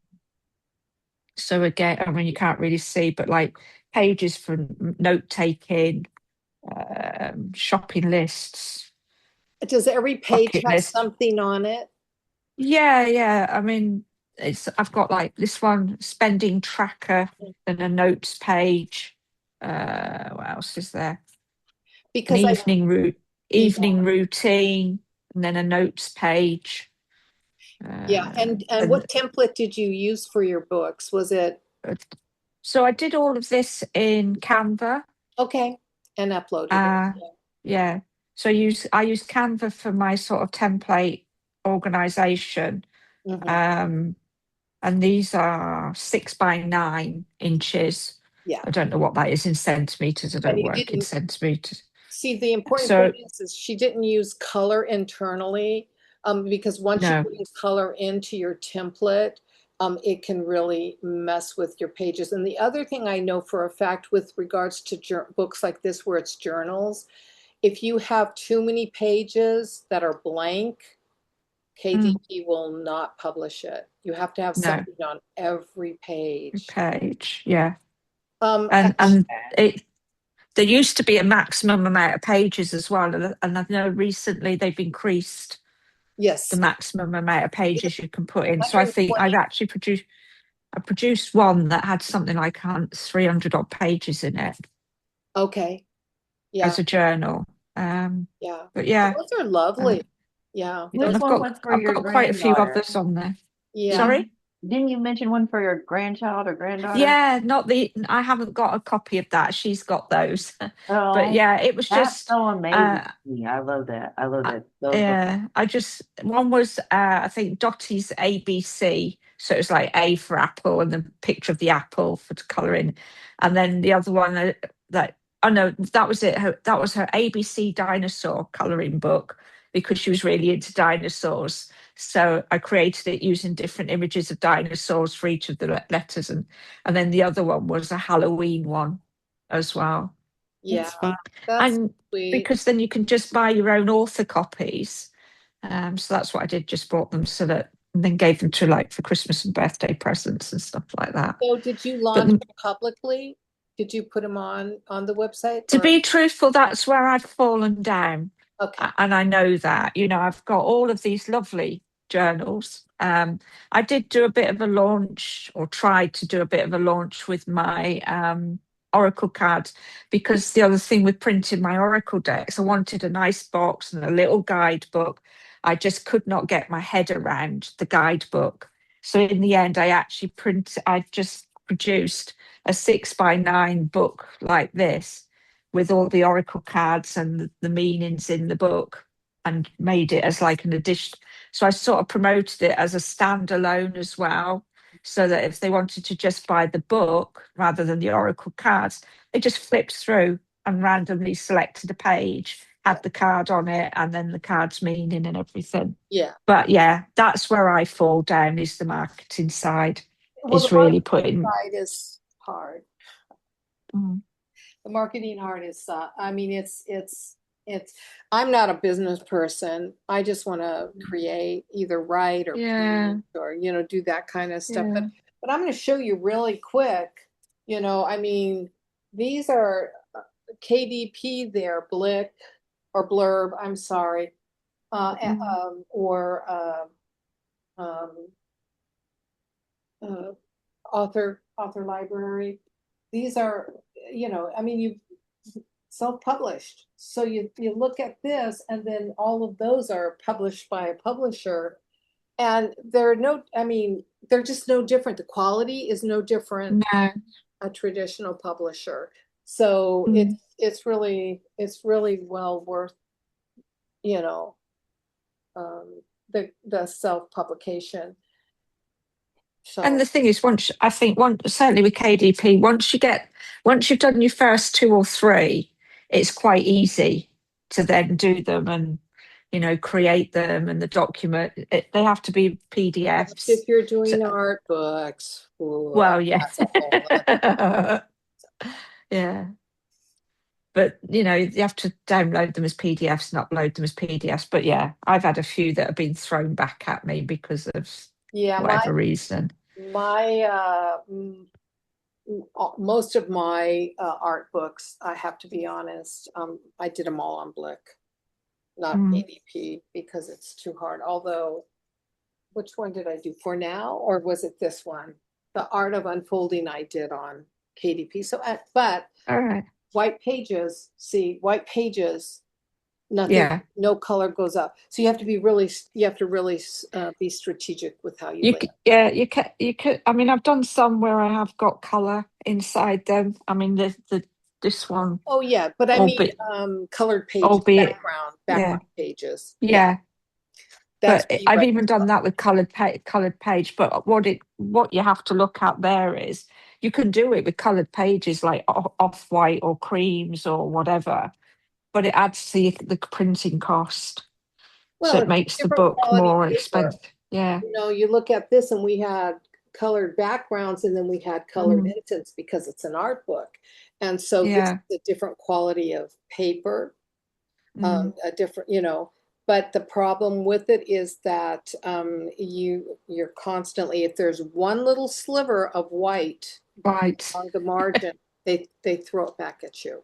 yeah, Even if you can't see it, even if you can't see it in the proof copy you have, but they can see it. They say, no, no, no. And it's like, I don't see it. Show me where it is. I've argued with them before. Show me where it is. I have a hard copy right here. Show me where it is. So they can be really yeah. tricky, especially if it's another country. They do, KDP does farm out. And what that means, any company that farms out, you might be talking to somebody in India or in Taiwan, or, you know, and they have strict rules they have to abide by, so they don't have the ability to rationalize with you of, but I'm not seeing it. Can you print out a copy there and look at it? Because I have the hard copy. It's not showing up. And Mm, so they get real, so you get caught in a barrel. So in situations like that, you say, thank you very much. You hang up, you call back another day at a different time, and hopefully you'll get routed to, and I hate saying this, but hopefully to the Amazon headquarters in America, where you're mm, talking with somebody who's connected in the office to where they can get a supervisor on the phone, and the supervisor can then waive it and sign off on it. mm. That's the only negative with any company that farms out their divisions, like Ex Libris. Never go through Ex Libris. Oh, disaster. Yeah, they're Yeah. a scam. Yeah. Have you used Lulu at all? So No, that's another one, isn't it? I Yeah, don't know. I've never heard I've had a few people say to me about Lulu, but that it's bad. yeah, Yeah, I've never heard of Lulu. So, Mm. mm, but it's the way to go. Self-publication is the way to go.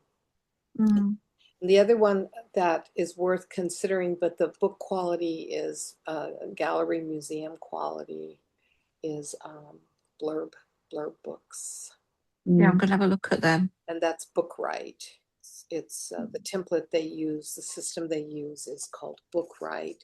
And it's beautiful. They just do beautiful book designs and layout, but you can't make it, unlike Canva, you can't make it on Bookright, and then it doesn't, KDP goes,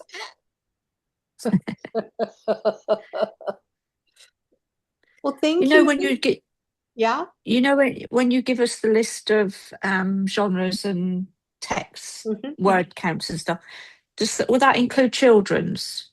Well, children's a genre, but children is pretty much children. Okay. So, yeah, it doesn't, children's books, you don't, I mean, I don't know how you've had to do it in KDP, but you I've not done the chat. I've yeah, I've written it, but I yeah, haven't done anything with it. I think you have to designate teen, preteen. That's pretty much Yeah, it. Yeah. yeah. I meant in terms of word count, whether there was a Oh, limit word to. count. Yeah, that's in that form I gave you yesterday, I All think. right. Okay. Yeah, Perfect. yeah. Yeah. It's What more I than need to you would find, you think. see, is that Yeah, it's more than you would think. I need to find somebody who'll type it up for me Hey, you can because find, I longhand write all mine, and I'm like, oh, now I've got to type it all up as well.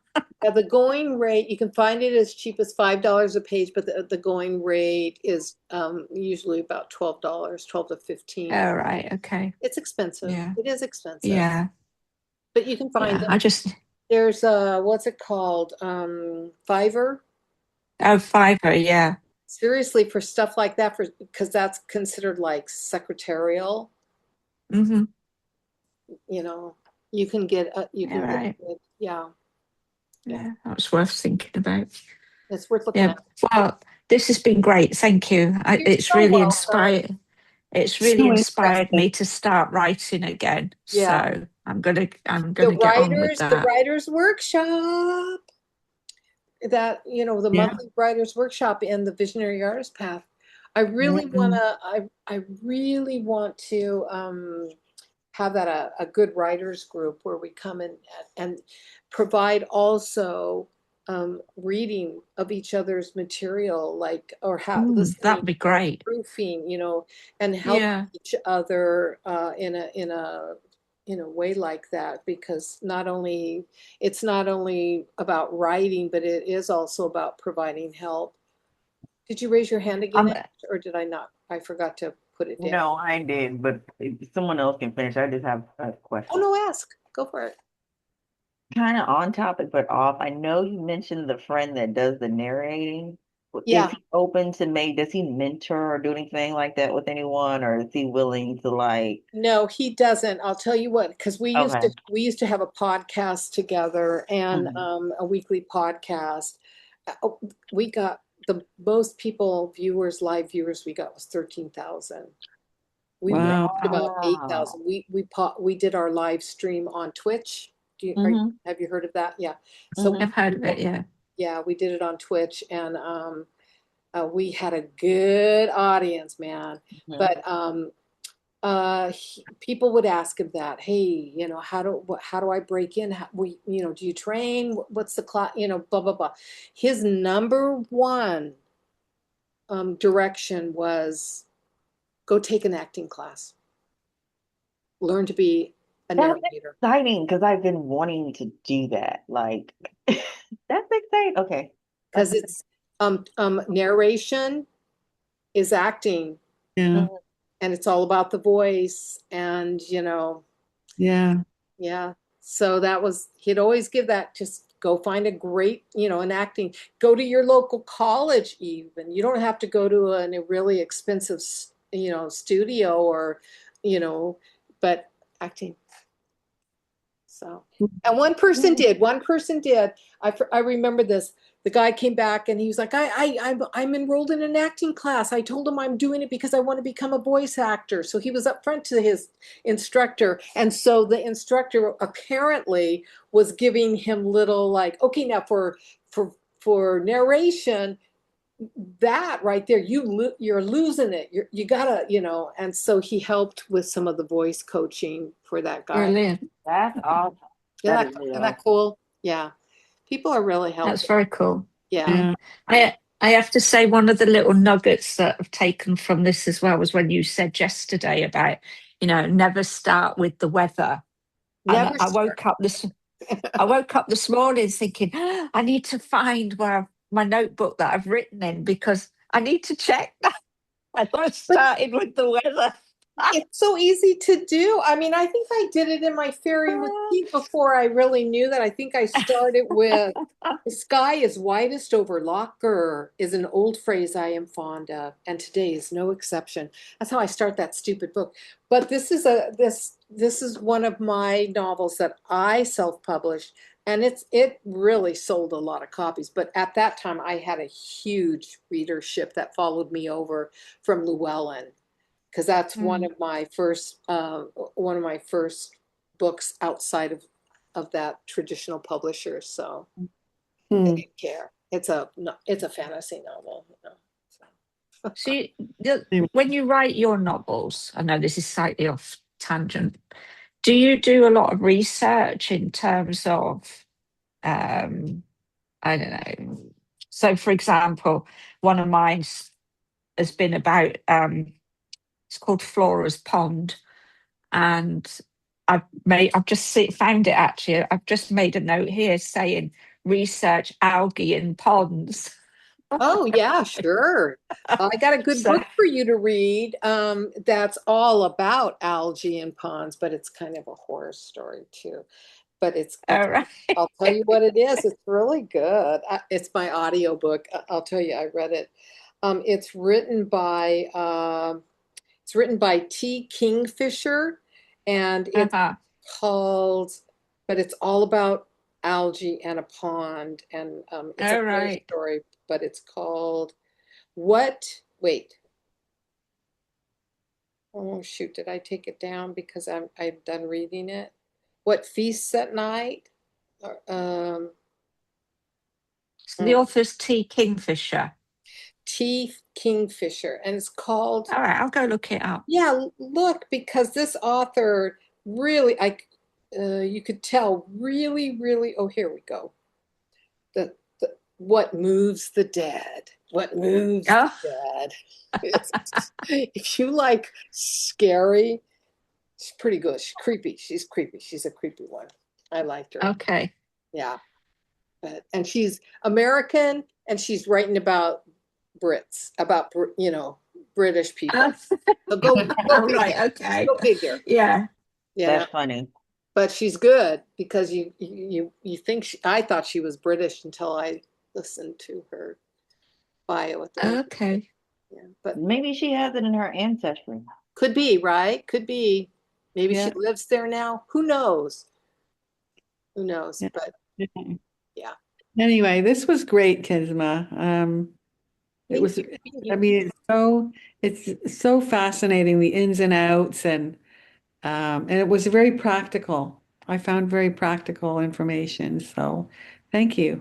You're so welcome. Yeah, that's what I wanted this to be. I wanted it to be a, a down to earth real. This is real, Hmm. you know. And I felt like I could share some information there. Yeah, you sure did. Yeah. So, Yeah. and okay, I'm going to put this out there because you all are in the visionary artist path. But if all of a sudden you have a publishing topic you really want to dive into, if you show up and come to that monthly, it's only once a month.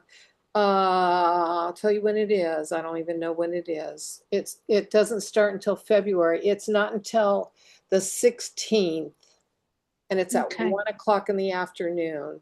But if you come to that, you say, "Hey, I I want to pick your brain about this part of publishing. I'll talk to you about it."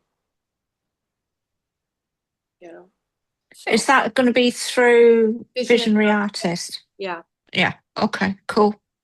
February Cool, cool, 6th. Oh, cool. you already looked. You already went in and looked. Is that? No, no, I was just checking Oh, that okay. it's all in. No, you said the 16th, right? So was the 16th 16th? of February. Okay, okay. Yeah, I just want to make sure 16th of I need to February. write it down.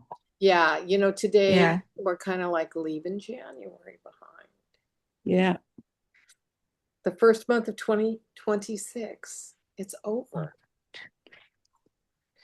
Yeah, it So went that'll be fast. that'll be 9 o'clock for me. Oh. Right, I'm going because it's midnight. Oh yeah, so that's 1 p.m. It's PST. Cinderella hour now. Yes, you're turning into a pumpkin. Yeah. Yes. It's been amazing, Kisma. Thank you so much. I've really Okay, enjoyed and these this 2 weekend, days. probably Saturday, if you go into the Visionary Artist Path classroom for this class, for this listing, I have something to tell you. I promise it, only 1 minute. That's okay. It will be in the exclusive 2-part publishing workshop. If you go in part 1, it'll have the replay. In part 2 page, it'll have this replay. And I gave you all a gift. Would you like to know what your gift is? Oh, Oh, thank you. Yes, please. yeah. I always love a nice gift. I haven't completely done it all, but you're all getting access to the Writing with AI class and the Beyond the Screen class. Oh, wow. In the Thank you. classroom. And Wow, that's thank you. some information about, how I feel about writing with AI and the ethics of using it, what to do and what not to do. Oh, Mm. So sorry. that's So- going to be in there for you. So that's under the exclusive 2-part publishing workshop, yeah? No, when you go into the classroom, Yeah. next time and you scan the classes, one's called Writing with AI, A Journey of Voice Collaboration and Conscious Creation, and the other one is called Beyond the Screen, The Muse in the All Machine. right, found it. Yeah. Okay. They should be I've they should be open for you. There shouldn't be any block. They are. Yeah. Yeah. Yeah. Okay, Perfect. Thank you. Gosh, I think I The got other, this done. Let me look. talking of books, the other thing I wanted to ask you was the Smash Book one. Was there a workshop for that, or is it just all the record? The first Monday of every month. It's the first Monday of every month. Every month. So that should be Monday. Oh God, yeah. Yeah. Or It's Monday. goddess, even. Either work out for me. Oh, so what time Monday is that one? Okay, so Ashley, you have access to them also as I'm looking for the second one, Beyond. You have access to them now also in the class. Thank you. So just refresh the classroom when you guys, if it's not there, just refresh and it should show up for you now. Susie was asking about Monday, the Smash, but what time's the Smash Book? I don't know. Let me look. I have to. All right, okay. 12, your time.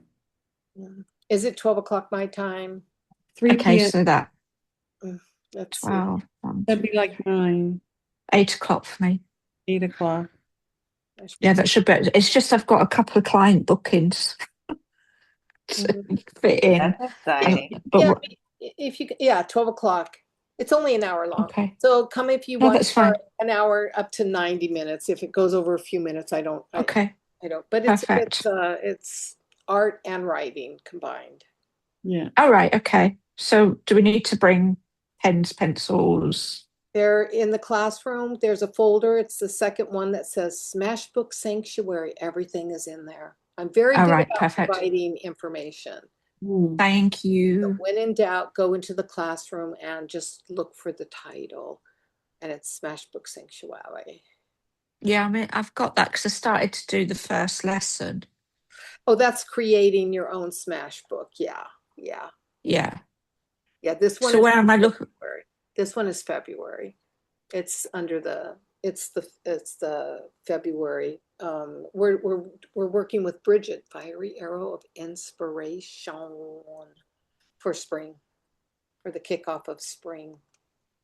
So it's just your Smash Book or whatever you're working in. If you have acrylic paints, bring those. Assorted scraps of collage materials and ephemera. If you know what that is, Right. have them. Yeah, I've got yeah. Glue I make stick, Sharpies.